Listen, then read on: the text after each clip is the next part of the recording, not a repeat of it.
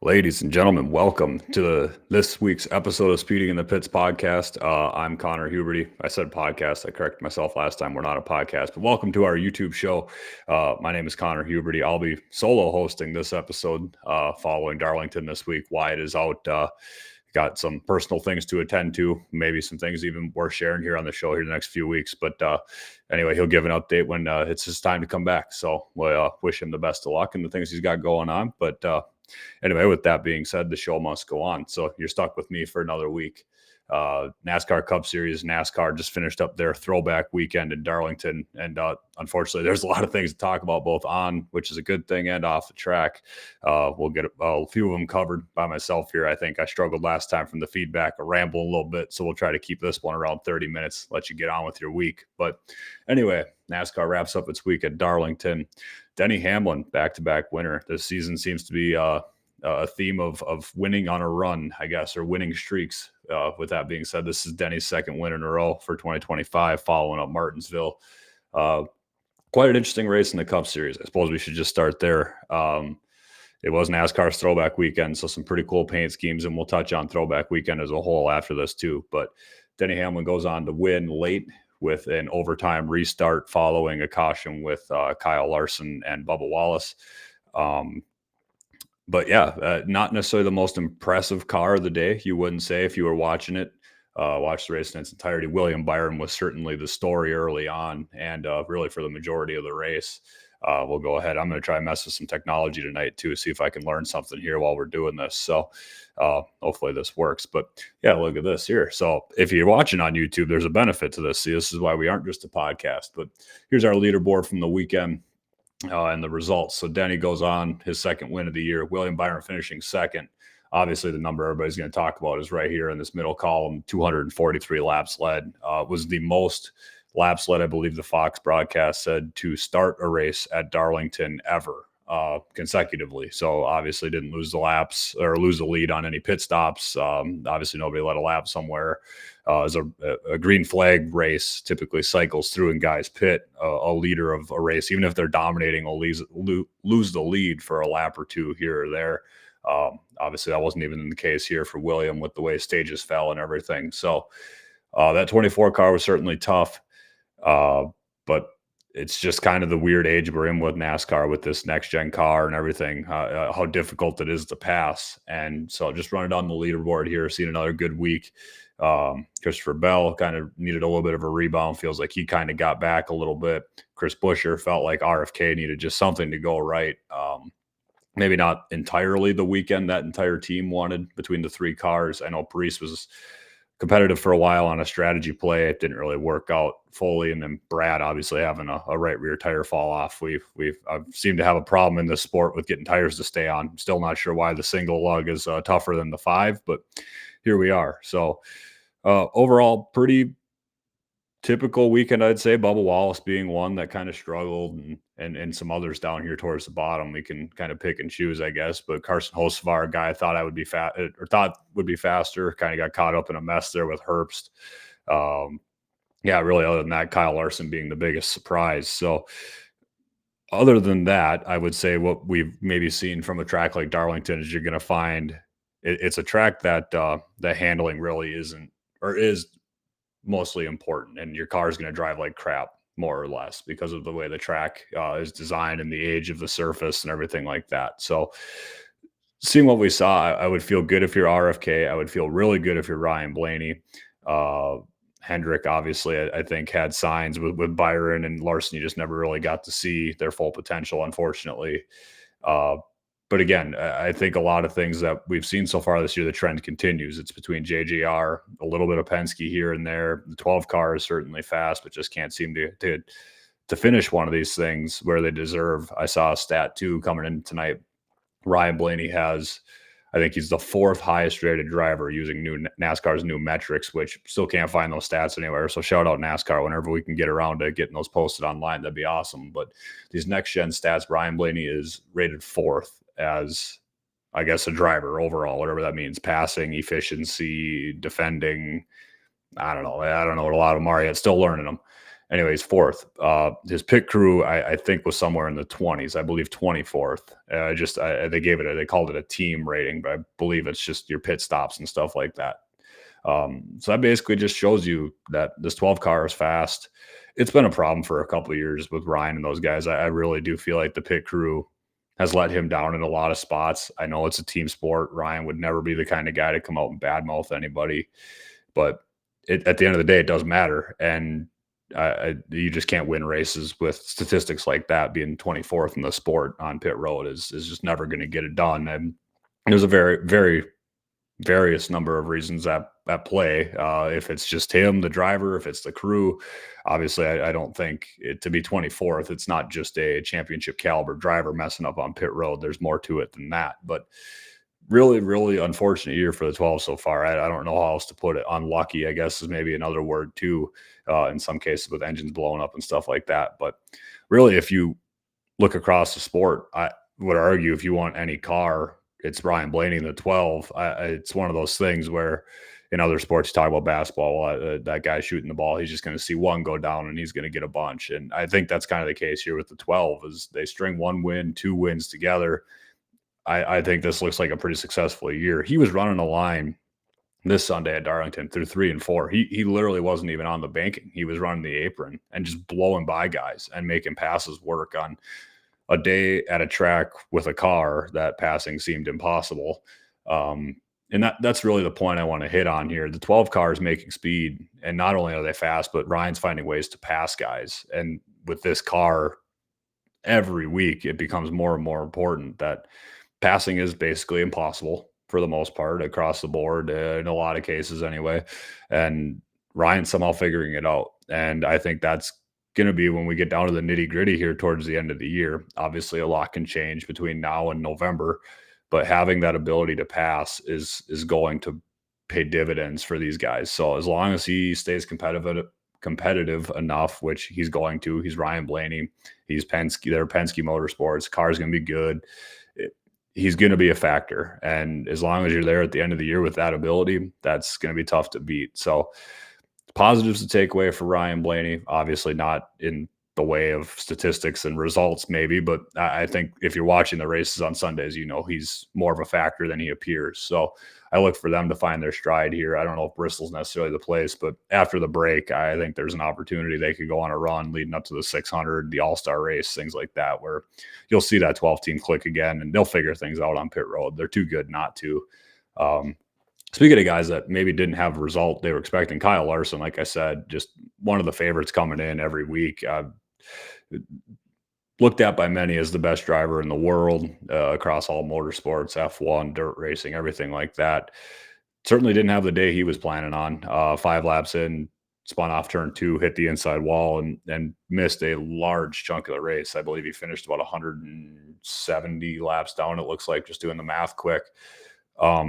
But one thing I do want to hit on with that, I applaud NASCAR for taking the DVP, the damaged vehicle policy, out of the sport. So those of you that don't know or are new to NASCAR, what the rules are now is more similar to how it was 20, 25 years ago. But NASCAR wasn't loving the idea of teams sending out cars after they wrecked and to just get in the way or be super slow or be dropping parts and pieces and there'd be debris cautions and things like that. So they implemented a policy where basically if your car needed any sort of cosmetic fixing or any deeper issue than you couldn't fix with a piece of tape, essentially your day was done. And that kind of limited guys from getting back on the track after crashing. It essentially eliminated it completely. So what you saw on Sunday was the first test of that rule being overturned and that policy being kind of nullified. So Kyle Larson's team spent the majority of the race replacing major parts and pieces on their car. Now, what they replaced exactly, I don't know. The car looked practically brand new. I mean, minus the wrap, and so it wasn't painted, I guess, quote unquote. Cars aren't painted nowadays. They're wrapped with plastic wrap, basically. But cosmetically, it looked weird, but the body itself was in really good shape, and the car was really fast. So whatever they did, they obviously got it pretty close to brand new, if not all the way there. But I applaud that. I think that's a cool characteristic of NASCAR. I think it's fun to see the engineering and the mechanical side come into play, not just in the days leading up to the race and practice and qualifying, but during the race itself. I know he literally made up one spot. He went from dead last to so from 38th to 37th. He passed one guy by going back out on the track. JJ Yaley, his day had ended pretty early. I can't remember if that was mechanical or if he had actually wrecked. I think it was mechanical. But so he went past one guy. Was it really worth it in the grand scheme? I don't know if the team would tell you that for one spot, finishing 37th and the little bit of points that comes with that. Uh, but at the end of the day, I think NASCAR as a whole comes from a traditional place of taking pride in that and kind of flexing that mechanical muscle, if you will. So getting to see that was cool. I enjoyed it. That's something I remember from a kid when I was a kid and watching, just seeing torn up race cars go back out on the track, missing pieces, whatever. Just trying to salvage a day as best you can. And I mean, he was fast too. Like I said, they fixed it and produced a pretty quick race car. And he was out there, I think, towards the end of the race trying to set fast time. They actually pit with about 10 to go and were on very much so fresher rubber and fresher tires than everybody else. So he was running down the leaders towards the end of the race, actually, which is not uncommon to see if you have fresh tires. But would you see a lap down car hundreds of laps off the pace doing that? Not usually, but with NASCAR this year, they implemented a new rule where if you run the fastest lap of the race, which I don't know if you caught that when I shared the results on the screen, but William Byron did do that. He ran the fastest lap, so he gets a bonus point, or I believe it's at one playoff point. So it's something you'll see reflected towards the end of the year or something like that. So that's a kind of, I think, in essence, what Kyle Larson was trying to do. They had an extra set of tires laying around. I mean, they didn't they didn't use a lot of them all day, so just threw an extra set on. You see a lot of that in Formula One because it's part of their point system too, where you can get that extra point. So guys towards the end of the race that are kind of out of contention for the win will just throw an extra set of tires on, try and run faster than everybody else, steal a point at the end. I think that's what Larson, those guys were doing. It's still just odd in the NASCAR world because that's not exactly commonplace.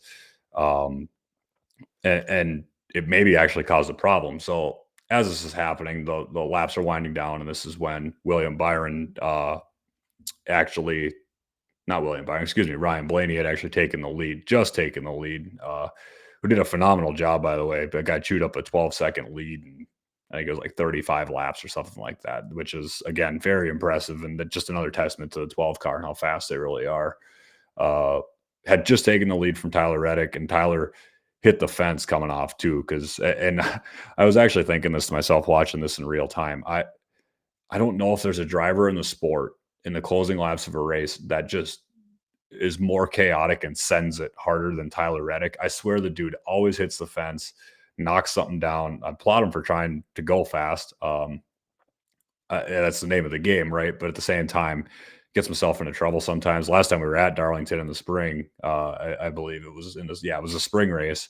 Uh, he wrecked. I think it was Chris Buescher doing pretty much the same thing, just driving it too hard, a move that wasn't there. It just always feels like it's him in the closing laps that just sends it. I mean, it worked out at Homestead last year, so you kind of double-edged sword with that. It's a positive and a negative, but anyway, he hits the fence. Chain reaction thing. Larson was just passing Bubba Wallace, who again was on older tires because this was a longer green or it had been a longer green flag run. The race obviously brings out a caution here, but Larson checks up, which was a pretty big checkup in my opinion. It just uh, maybe caused a little bit more of chaos than it needed to. Kyle Larson stabbed the brakes. He was behind Tyler Reddick, who hit the fence, and Bubba Wallace had nowhere to go, and there's no way he's getting out of the way in time, and spun Kyle Larson out.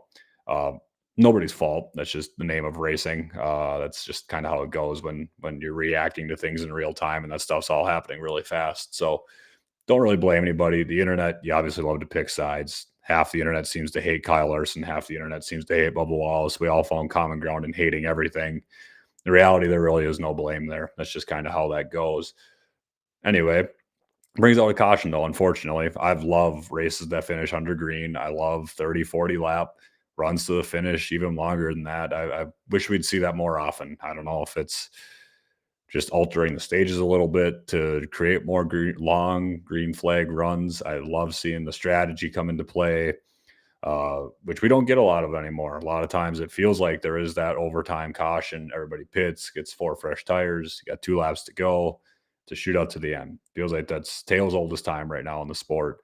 That wasn't always the case, obviously, and it's just something new to get used to. But that's just kind of, again, the result of what stage racing is, guys going as hard as they can, how important wins are, how hard it is to pass in this car, all those things. So, Ryan Blaney, who had the best car down the stretch, without a doubt, comes down pit road as the leader, leaves fourth, loses 3 spots.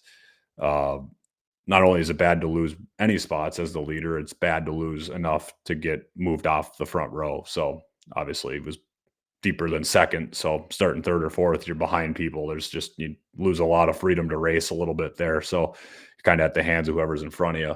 Obviously, just never had time to get back to it, get back to the lead. Denny Hamlin drives away, wins the race off pit road, never looks back. 2 lap race, to shootout, or a 2 lap shootout to the finish.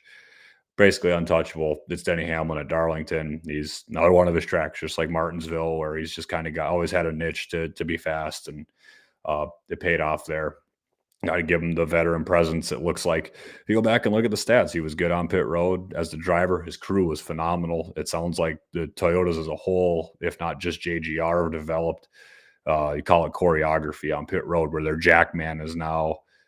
I don't know. I'm looking at it in real time. I don't even know how to really describe it. He's just whipping the jack behind his back as he's running from the far side of the car to the near side, and around the hood. I don't know exactly how consistent that's going to be. It sounds like a lot of people were pretty skeptical that that's going to lead to either problems for that individual. Sounds like his back might hurt because those jacks aren't super light, or anybody nearby might be catching a jack to the knee, which definitely would not be great. So, anyway, applauding JGR for a new strategy play that works out. And they always seem to be at the cutting edge. You give it, if it's Toyota as a whole again, or if it's JGR, they're always seeming to find something on pit road or in the rules. Like if it's Christopher Bell pitting at Vegas, or if it's this new choreography, that they're finding ways to go fast. And uh, with this car, sometimes that's unfortunately how you're going to win races, is you're just going to beat people off pit road. And this weekend,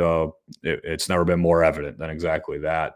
Uh, that's kind of where I wanted to transition to next. And I, leading up to this, I've been texting Wyatt about what I want to talk about this week and on the show. And I kind of want to make this my last episode where I talk about the next gen car as a whole, but it's impossible because it's always going to keep coming up. I have a problem with this car because William Byron looked like he had a generational car. Like, take this thing straight from Darlington on Sunday and put the thing in the Hall of Fame. It's a modern marvel, a breakthrough in engineering. It'll develop the next rocket to get us to Mars, something. Like, there was something with this car that was just special. And throughout the years, whether it was Jeff Gordon years ago with the T-Rex car, or Jimmy Johnson during his heyday, sometimes teams just found something that nobody else had. And there's hundreds of times that that's been a thing. And you have an advantage 1 week or 2 weeks. The rest of the field and the garage learn something, they all catch up. This looked just like that. And then all of a sudden, William Byron got shuffled back to 10th. And that's exactly where it started to go differently. Is if that car truly was that good in years past, generations past, not even 2-3 years ago, decades ago, if that car truly was that good, he would simply just drive right back to the front over 10, 20, 30 laps. And it would just be inevitable that that car was better than everybody else that day. They deserved to win the race. The guy led 243 of the 297 laps. Like, it looked that good on paper. The problem I have is this race car does not allow you to do that. It does not allow you to pass very easily. So a major disadvantage of the next gen is following somebody. It's something we call dirty air. It comes up all the time now because of this car. It had been a topic in years past, but more now than ever with this car. It's a conversation every week. It doesn't matter where we go. It gets brought up somehow. Even the short tracks. We go to Bristol this weekend, somebody's somehow going to talk about it. And that shouldn't be a thing. And it's always kind of, I'll say it played a small role at Darlington in the old cars, like Generation 4, Car Tomorrow, even especially. And then as we transitioned, and here we are now at Generation 7. Dirty air's always been a little bit of a thing in the last 30 years. It is exponentially worse. And to me, it is a major red flag that a guy could lead 243 of 297 laps pretty much consecutively. I'm pretty sure all 243 consecutively, and then could not get back the lead, and nobody touched him all day when he was the leader.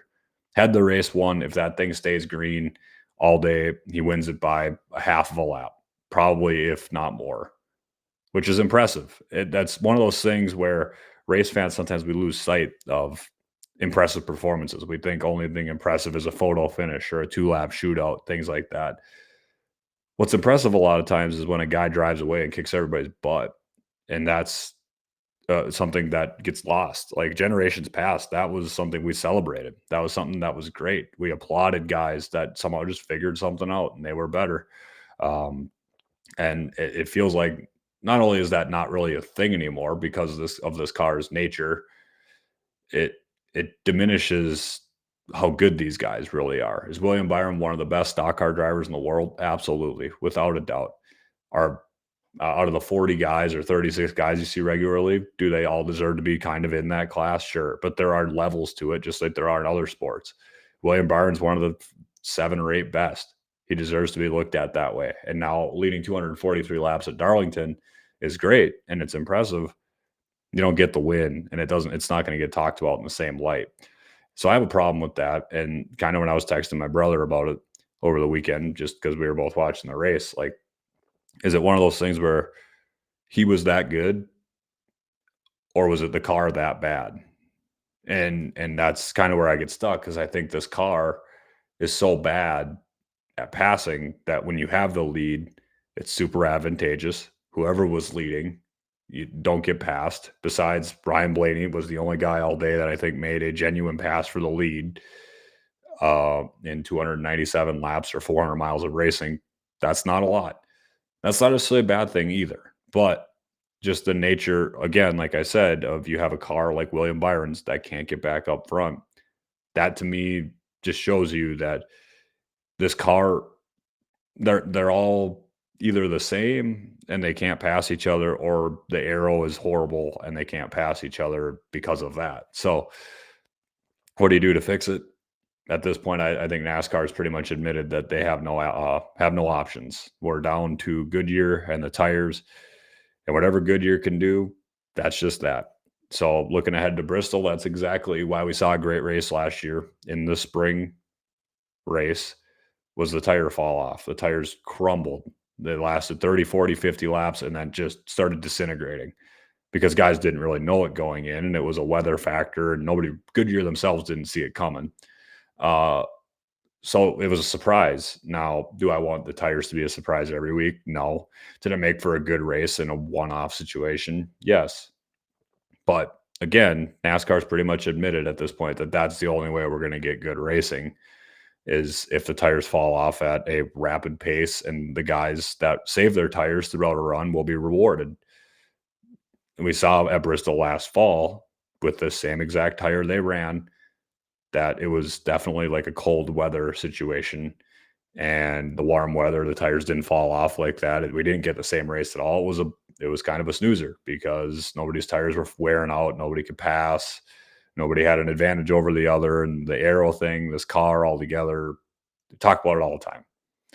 So what do I expect this weekend?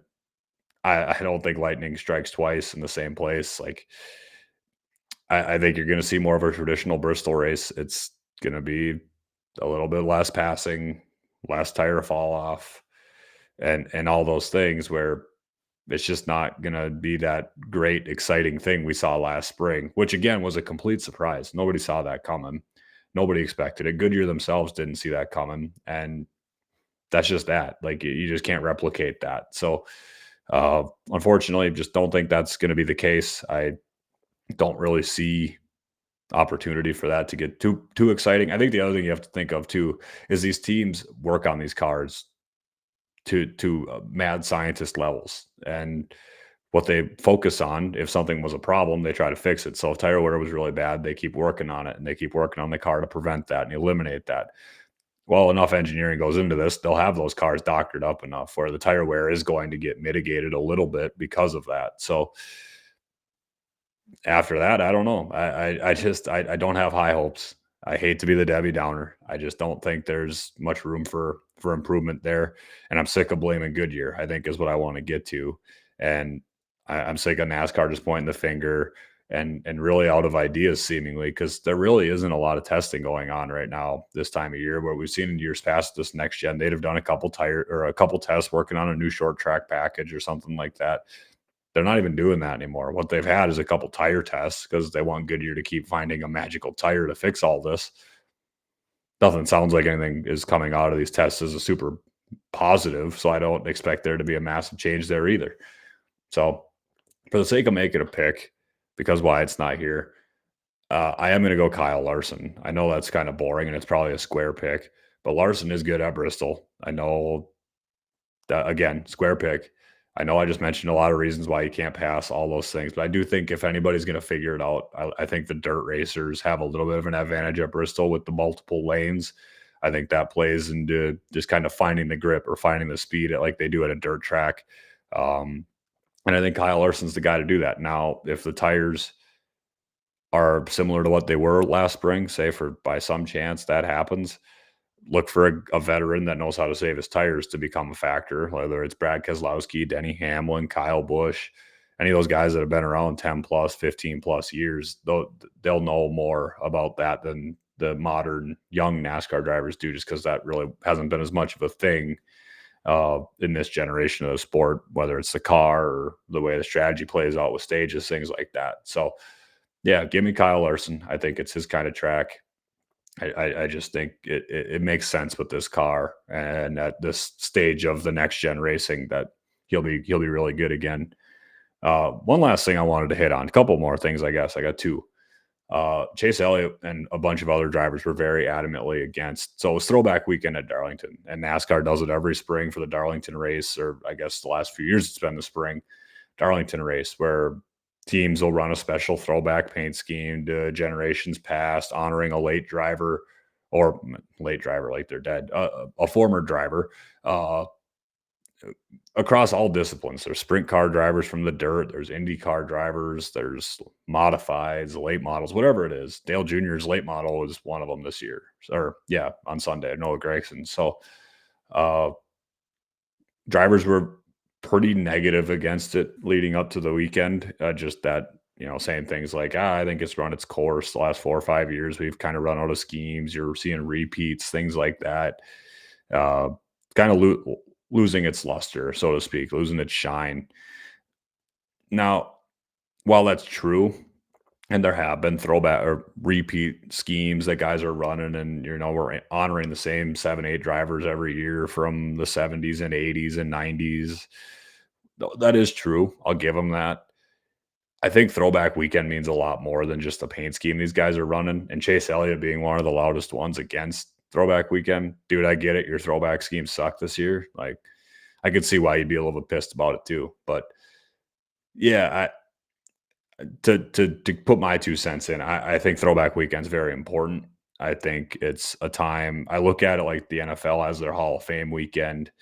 Uh, they play the Hall of Fame game. I know it's a preseason game, doesn't mean anything. NASCAR's race counts for points and things like that, but I just think it's important to always have a historical element in the sport and not forget, you know, former drivers, former teams, that opens the door for team owners and pit crew members, stuff like that. Just a big family reunion, so to speak. And I think it's important that NASCAR always has that. Now, yeah, do I think we could do better with the schemes and maybe we do, you cycle different generations of schemes. So you do the 60s one year or 50s. And I get there's a theme too. So I understand. Like they're going to run out of schemes. I still think throwback weekend's important. Now, do we all have to run Dale Earnhardt seniors 1979 throwback light blue number 2 paint scheme? No. Yeah, I genuinely don't really care if there's schemes out there or not. I just think it's cool that with throwback weekend, if you're running somebody's scheme, or even if you're not, you just see old drivers and old team owners and old crew guys out at the track. And you see fans wearing their old Jimmy Spencer shirts and stuff like that. Like that's cool. I think that's fun. I really don't want to see that go away. So yeah, I think I get where the drivers are coming from. You want to drive the car that you think looks cool and you want to have something meaningful. And understand all that, but I just don't think it's worth getting rid of it. I don't. Whether you run a scheme or not. Again, I don't think you have to. Like there's throwback elements you can implement to the sport. It's not just the paint schemes, and you can do that every year. If you want to take a few years off and then come back 3, 4 years down the road with a different scheme, great. That's fine. If everybody agrees to do that too, that's fine. But don't get rid of throwback weekend. Don't do every other year. I saw somebody said they should do every 5 years. They should have a throwback. Then you're just doing like a reunion. Like I know I called it a family reunion, but it just it feels like it loses its meaning if we're not doing it every year. You got new a Hall of Fame class somehow tied into that.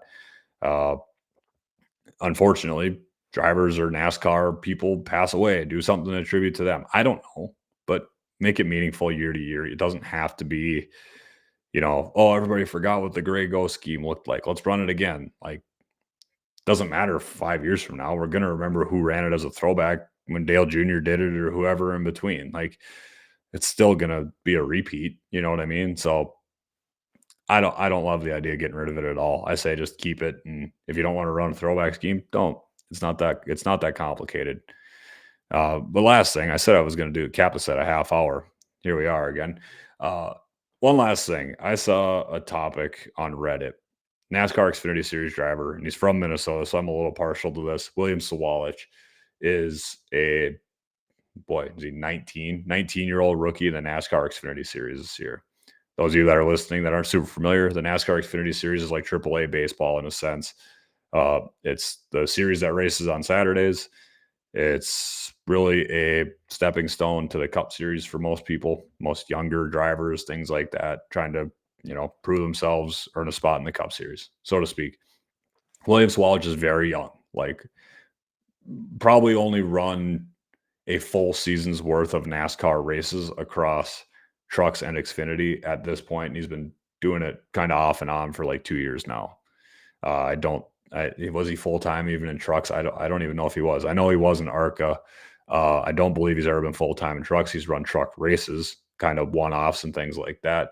This year he's full time in the Xfinity Series in very good equipment. Joe Gibbs Racing Xfinity program is awesome. That's not taking anything away from that. So this car is great. We've seen drivers before come into the 18 and absolutely destroy. Kyle Busch in his heyday was doing it a little bit. I know he's kind of the other side of the pendulum. Really, is the goat of all goats in the Xfinity Series. But William struggled, I guess, to sum it up. He's running 22nd in points. I don't know if the 18 car in the Xfinity Series, 8 races in, has ever actually run 22nd in points. Now, I saw a topic that said, it was basically just how bad is he, and pointing out all of his flaws and all these things. He's overrated. He's never going to make it. He's trash, all this stuff. I want to take a second to pump the kid's tires up a little bit. I think he's a very talented race car driver. I think it's very early in the year. First of all, I guess more importantly than anything, we're only 8 races in. We got plenty of time. I think prior to this year, he'd only run 1 or 2 Xfinity Series races. So this is brand new to him. And then the other thing along with that, I think Williams going to figure it out. I think he's going to be fast. The other thing along with it, though, that I talk about a lot on the show is there's nothing more important to young drivers than experience. And William has so little of it, as little as I've probably ever seen personally. I haven't studied it with a great depth in the Xfinity Series. He's got to have about as little experience in the Xfinity Series as across racing as any driver has ever had. Compare him to like an Anthony Richardson with the Colts right now, quarterback, that young guy that just hasn't played a lot of football. William Sawalich hasn't run a lot of national races across all 3 series. He's never run a Cup race, but certainly doesn't have a lot of truck time. He's got ARCA time, but doesn't have a lot of Xfinity time either. What these guys need is more time and more races. And we talked about it a couple weeks ago with Connor Zilich, and I know it's exciting. I know they're fun young names. I know there's things that are outside factors like sponsors and funding, and sponsors don't love to continue to pay for seats in lower series. They want to go to the bigger, the better, where the more the more eyeballs are, the bigger audience. I get some of that isn't always, it's not so black and white. It's not so cut and dry. I just we can't be 8 races into his first full time Xfinity Series season and saying he's terrible. It's impossible to say that. Guys back in the day, it was 24, 25, 26 years old before you made your cup debut. These guys are 18, 19, 20 years old now. It has shifted so greatly. And I wish sponsors and investors, in a sense, would see the benefit of, hey, if you spend, it's less dollars for less return, obviously with a smaller audience. You spend a couple of years doing that, you're making an investment not only in your company or who you are or whatever you're advertising, you're making an investment in a driver. Like, you're kind of really hitting, for lack of a better term, you're hitching your wagon to a horse, and you're actually training the horse to go fast. Uh, and in turn, you're probably going to get a better return on investment the longer you let these guys race and the more time you keep them in the seat, things like that. It's going to work out as long as he gets time to do that. And I just wish that was more commonplace still, where it was early 2000s, even up to like 2010. You saw a lot more of that. And they call it the talent vacuum that happened right around 2010 to 2014, where it was guys like Kyle Larson coming up super young. And Kyle Busch did too, but he wasn't really in that group. But Austin Dillon was young. Kyle Larson. I mean, Chase Elliott was 19. Ryan Blaney was 19, 20 when he was still running cup races. Like, in that mid 2010s, it really shifted to how fast can we get these guys to cup? What's he doing running Xfinity Series at 19, 20? It's a waste of time. Get him to cup. And I would really enjoy seeing that culture shift again. And I think Williams the kind of guy that would benefit from it. And I think a lot of guys would too. He's certainly not the only one, but I'm confident he'll figure it out. You just got to give him time. This sport's not easy, and trying to do it on like 5 races experience makes it pretty much impossible. So I'm pulling for him. Minnesota kid, would love to see it. I'm confident it's going to work out. But uh, anyway, I'll always be in his corner. But that'll conclude the episode for us, guys. Thanks for tuning in. Again, this is the Speeding in the Pits YouTube show, podcast, whatever you want to call it. It says podcast on our logo. Really appreciate everybody tuning in with us every week. It's fun to hear the feedback and fun to hear things when we're not recording. So continue to do that. We appreciate it. Love to hear suggestions, things we should talk about, things we should do. Keep it coming. So we're all ears. We just love that anybody's here listening to us. We'd do it if it was just us two either. But anyway, fun to have everybody along for the ride. Again, Speeding the Pits podcast. My name's Connor Huberty, Wyatt Williams. Best of luck with what he's doing outside the show. Hopefully we'll see him back next week. Maybe we'll record next week. Now that I just said that, NASCAR's off after this week for Easter. So maybe be an episode next week. If not, we'll post. You'll see us in a couple weeks. But either way, have a good week. We'll see you soon.